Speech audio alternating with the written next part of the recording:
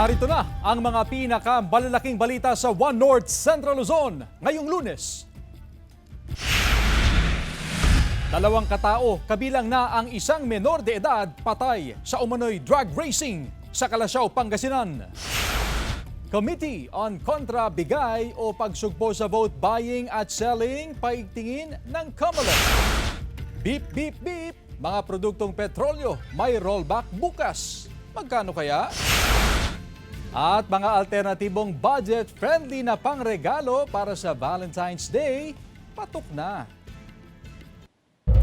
Ito ang GMA Regional TV 1 North Central Luzon.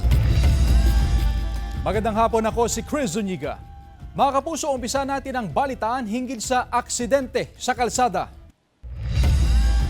Dalawang katao, kabilang ang isang menor de edad, ang patay sa umano'y drag racing sa Kalasyaw, Pangasinan.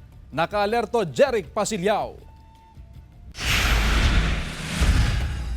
Patay ang dalawang lalaki kabilang ang isang minor de edad dahil sa umano'y drag racing sa Arenas Boulevard, Barangay Bud, Kalasyaw, Pangasinan. Ayon sa pulisya, mabilis ang patakbo ng dalawang riders sa kanilang mga gamit na motorsiklo nang bigla silang magkasalpukan. Sa investigasyon, nagkasalubong sa southbound lane ng kalsada ang dalawang rider. Sa lakas ng impact, tumilapon ang dalawa sa kalsada at nagtamo ng matinding sugat sa iba't ibang bahagi ng kanilang katawan. Naisugod pa sa Pangasinan Provincial Hospital ang dalawang biktima, subalit agad idineklarang dead on arrival ng doktor. Cause na pagkapatay ng isa is naumbog sa may gutter. Yung isa naman nahulog, parang tumilapon din siya sa sobrang impact ng aksidente nila. Sabi ng pulisya, mula pa sa bayan ng Malasiki at Dagupan City ang dalawang biktima. Pinuntahan ng GMA Regional TV 1 North Central Luzon ang burol ng isa sa mga biktima na mula sa Dagupan City. Labis ang pagdadalamhati ng pamilya nito. Maraming nagmamahal sa kanya. Mapalakaibigan siya. Matulungan siya. Ting may nasisiraan na motor, nandyan siya. Nagpaalala naman ng kapulisan na huwag gawing drag race area ang Arenas Boulevard lalo pat hindi pa tapos ang konstruksyon ng kalsada. Doon sa mahilig mag-drag race, mag-isip-isip kayo kasi iisa ang buhay. Mag-helmet at saka huwag magpapatakbo ng mabilis lalo pag public road ang pagdadriban niyo. Samantala, pinag-aaralan naman ng lokal na pamahalaan ang mga hakbang na pwedeng ipatupad upang maiwasan ang kahalintulad na insidente. Kasama si Daryl Peralta, Jeric Pasilyao, 1 North Central Luzon.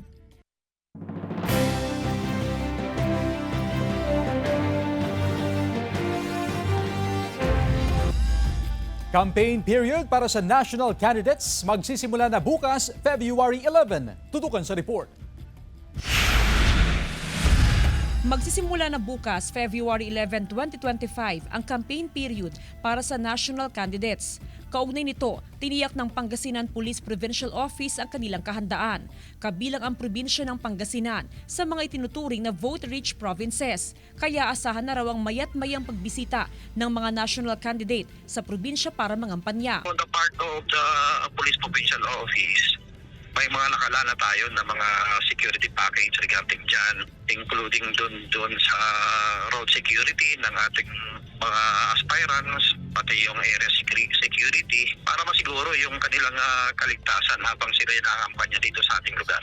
Sa ngayon, wala pa namang nakikipag-ugnayan sa pulisya na national candidates na mga ngampanya sa Pangasinan. Nagpaalala na rin ang Pangasinan PPO sa lahat ng kapulisan sa probinsya, kaugnay sa pagiging non-partisan o neutral ngayong election period.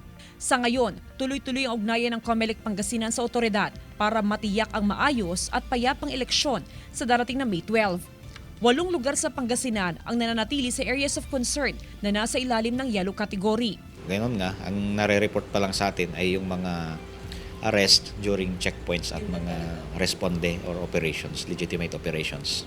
Panawagan din ng COMELEC sa mga kandidato na sundin ang mga panuntunan para makaiwas sa posibleng election offense. Kasama si Jing Dakanay, Jasmine Gabriel Galban, 1 North Central Luzon. Samantala, oversupply sa kamatis nararanasan umano sa mga pamilihan sa Dagupan City. May live report si Jasmine Gabriel Galban. Jasmine? Chris, ngayon ay nasa 20 pesos per kilo ang presyo ng kamatis, pero dahil sa dami ng supply, inaasahang bababa pang presyo ng kamatis hanggang sa mga susunod na araw.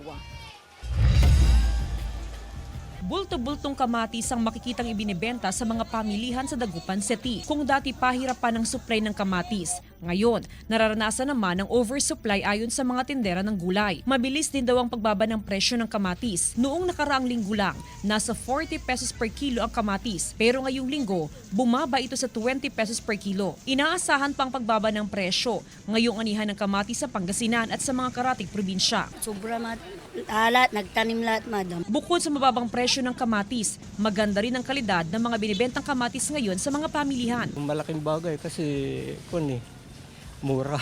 Sa monitoring ng Samahang Industriya ng Agrikultura, sabay-sabay ang pag-aani ng kamatis ngayon. Kaya normal lang daw na bumaba ang presyo. Wala rin nakikitang problema sa supply ng gulay hanggang sa mga susunod pa na linggo. Kung titingnan natin, medyo mababa yung ibang gulay. Bukod sa kamatis, halos kalahati din ang ibinaba sa presyo ng talong at okra. Ganon din ang presyo ng broccoli, benguet beans at carrots.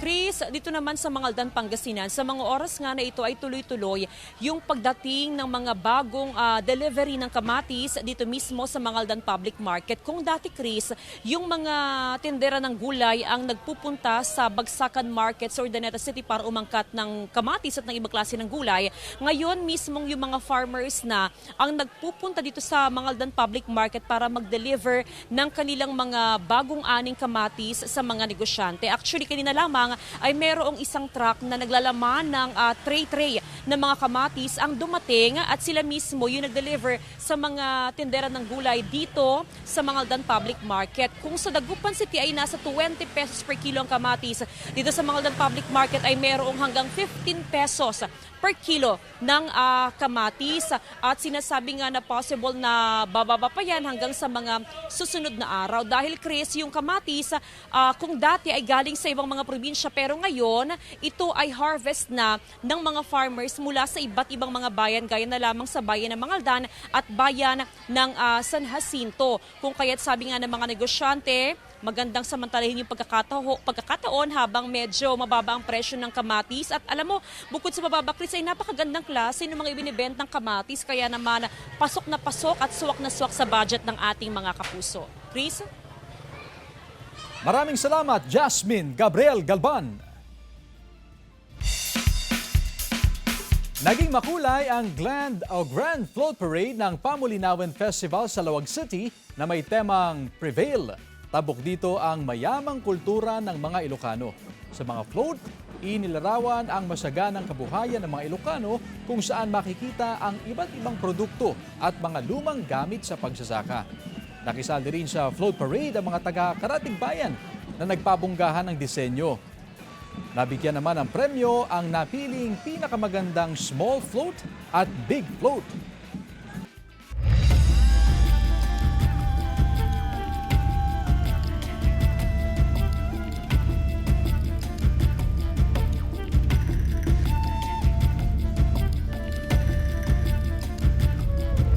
Ito ang GMA Regional TV 1 North Central Luzon.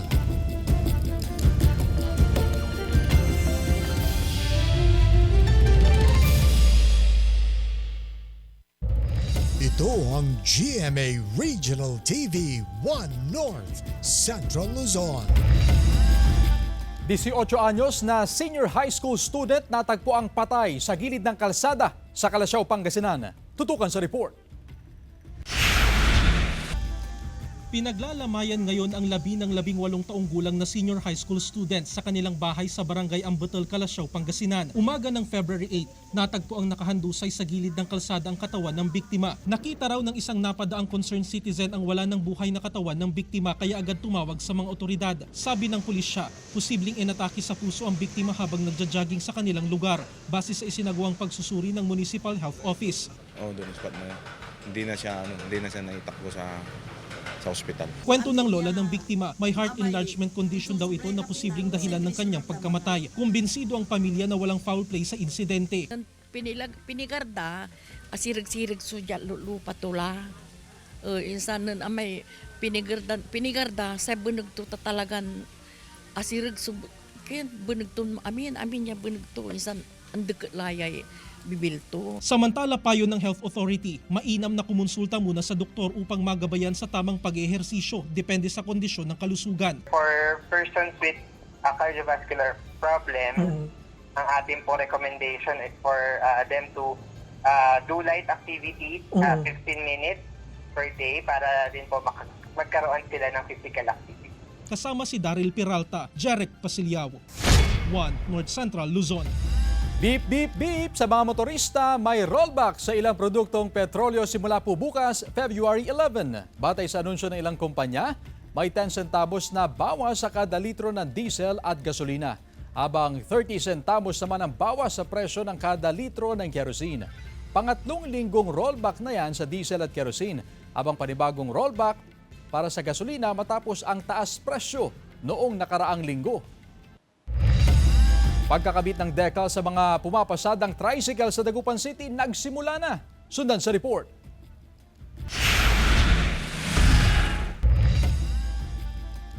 Sinimulan na ng Public Order and Safety Office ang pagkakabit ng regulatory sticker sa mga pumapasadang tricycle sa Dagupan City.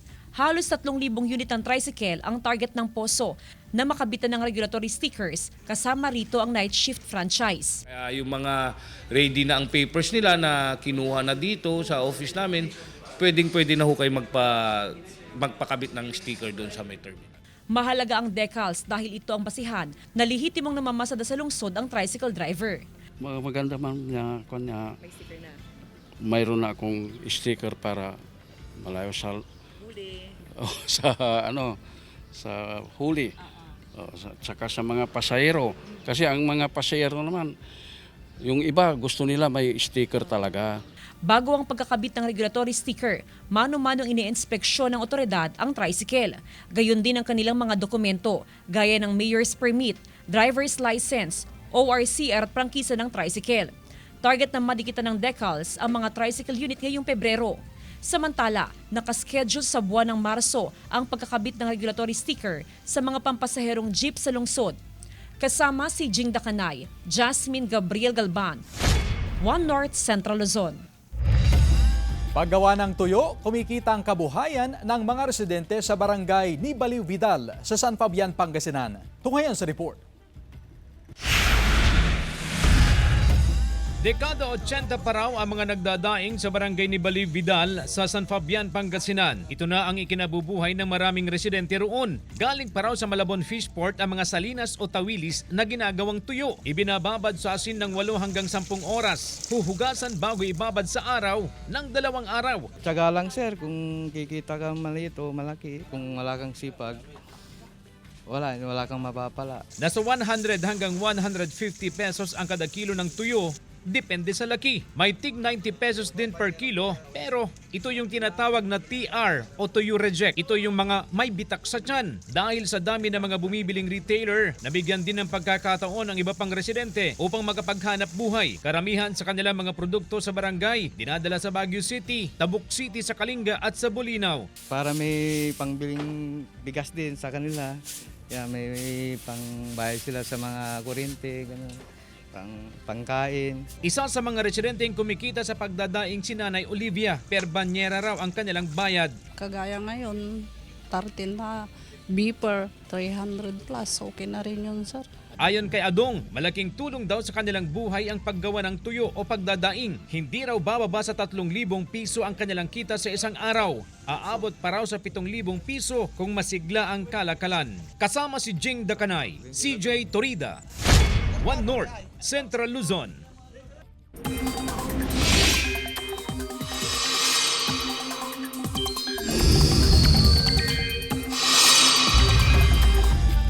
Mga kapuso, ilang probinsya ang binaha nitong weekend dahil sa halos walang tigil na pag-ulan dahil sa iba't ibang weather systems. Malakas pa rin ang bugso ng amihan kasabay ng patuloy na pag-iral ng easterlies. Kaya meron pa ring shearline na nagdudulot ng matitinding ulan. Base naman sa rainfall forecast ng Metro Weather, mataas pa rin ang tsansa ng ulan sa buong Central Luzon at ilang probinsya sa Northern Luzon, gaya ng Cagayan Valley at Cordillera. May mga pag-uulan din sa iba pang bahagi ng bansa. Ito ang GMA Regional TV 1 North Central Luzon.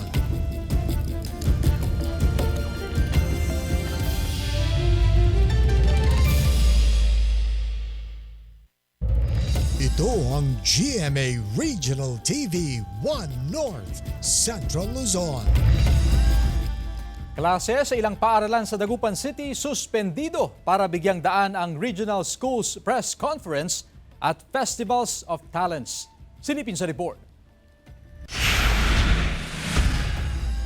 Gagawing billeting area ng mga delegado ang ilang paaralan sa Dagupan City para sa Regional Schools Press Conference at Festivals of Talents. Kaya sinuspindi muna ang klase sa mga paaralan na gagamitin sa mga aktibidad na nakaschedule simula ngayong araw, February 10 hanggang February 14, 2025. Walang mga pasok ang mga learners natin doon sa mga billeting schools because practically all the classrooms talaga ay nagamit. Oo.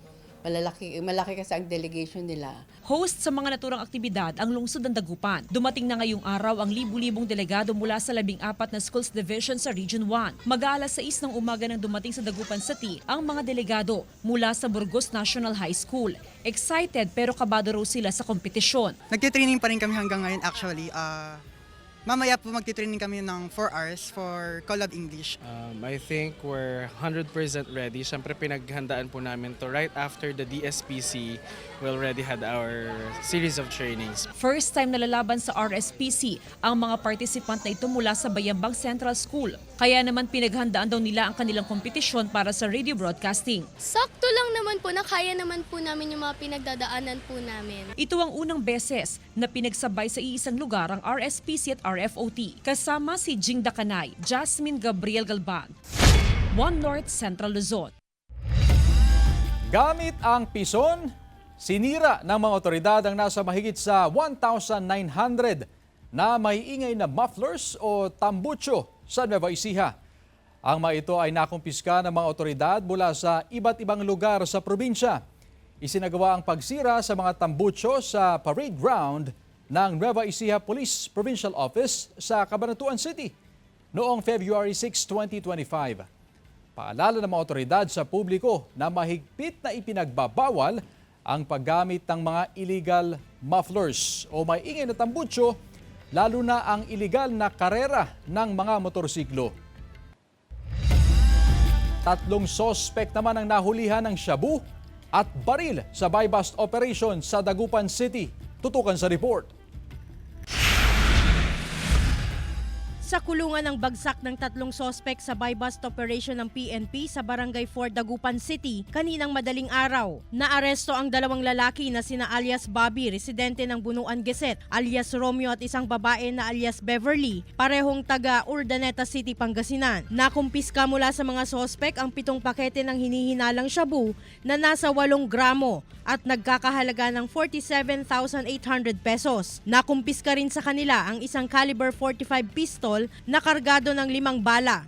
So sila po ay nahaharap sa kasong violation of Section 5 and Section 11 of Article 2 of RA 9165 and violation of Omnibus Code in relation with COMELEC Resolution number 11067 and violation of Section 28 of RA 10591.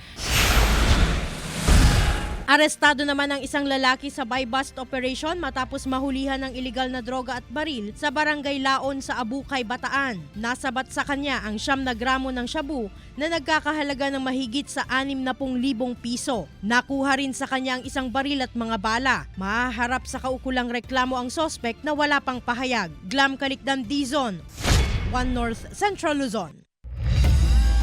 Nasunog ang isang resort sa Barangay Saud sa Pagudpud, Ilocos Norte. Ayon sa Bureau of Fire Protection, mabilis na kumalat ang apoy dahil gawa sa light materials ang ilang kwarto roon. Kabilang sa mga natupok ng apoy ang gamit ng 14 na guests na naka-check-in sa resort. Mabuti na lang daw at nasa dagat sila nang mangyari ang insidente. Ayon sa BFP, aabot sa mahigit sa 900,000 pesos ang pinsala ng sunog. Inaalam pang sanhi ng apoy. Wala namang naiulat na nasugatan sa insidente.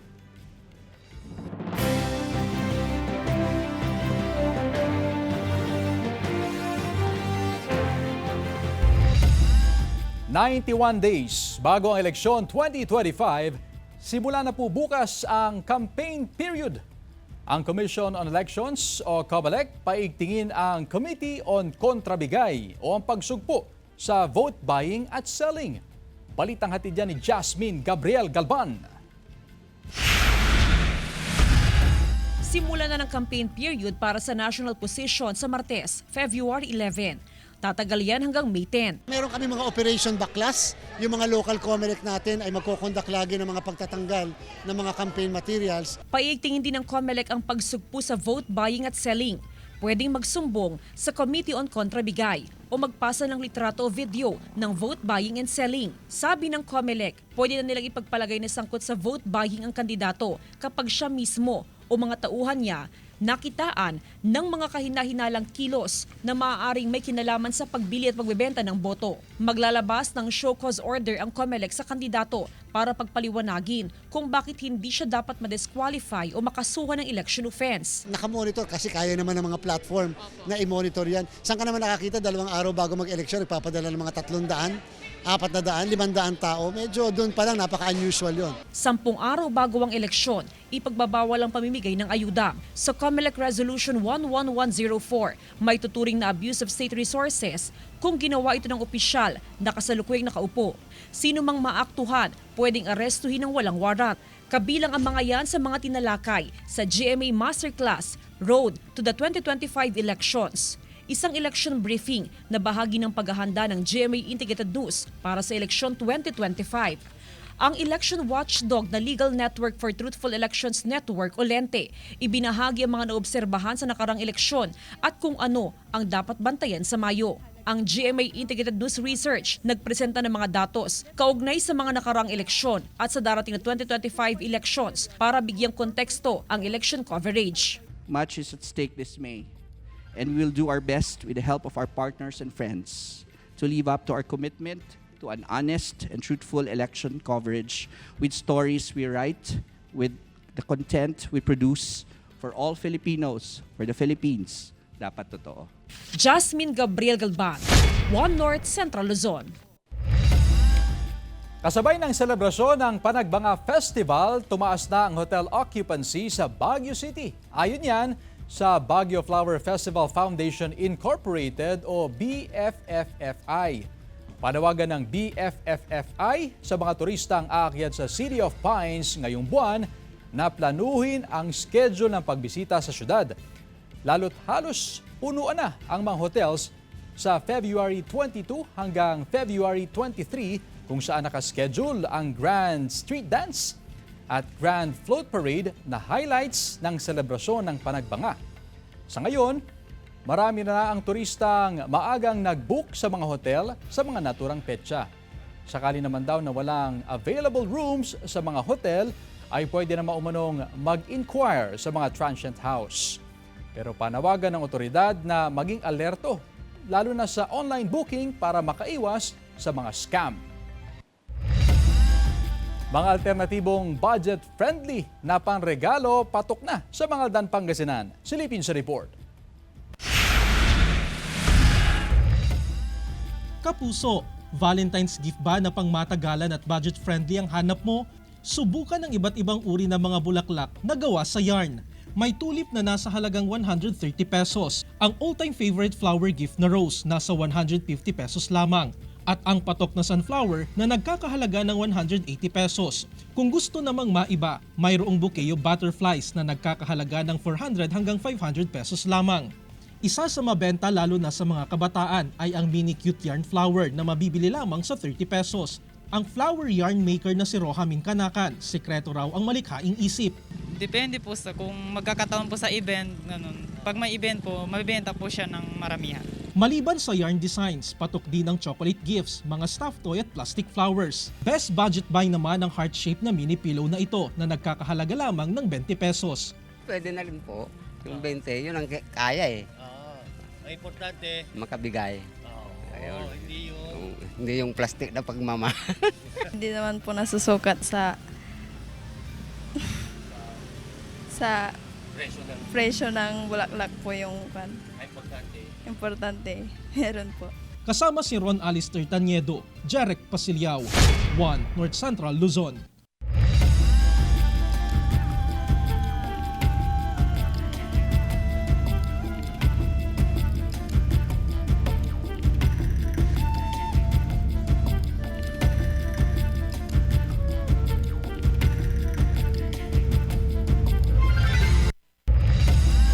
Samantala, mapapanood niyo po ang episode na ito at iba pang pinakahuling lokal na balita sa official website ng GMA Regional TV, www.gmaregionaltv.com. Pwede rin kayong bumisita sa aming official YouTube channel, GMA Regional TV, at i-click ang subscribe button para sa pinaka-maiinit na balita mula sa mga rehiyon. Nais din naming pasalamatan ang mga kapuso sa Hilaga at Gitnang Luzon, maging ang mga kapuso natin abroad. Dahil sa GMA Regional TV, local news matters. At yan ang mga pinakamalaki at pinakahuling balita sa Hilaga at Gitnang Luzon. Maraming salamat sa pagsama sa amin pati na ang mga kapuso sa ibang bansa na tumutok sa mga balita sa rehiyon. Ako po si Chris Zuniga. Kami ang GMA Regional TV, 1 North Central Luzon, buong puwersa para sa mas malaking misyon at mas malawak na paglilingkod sa bayan.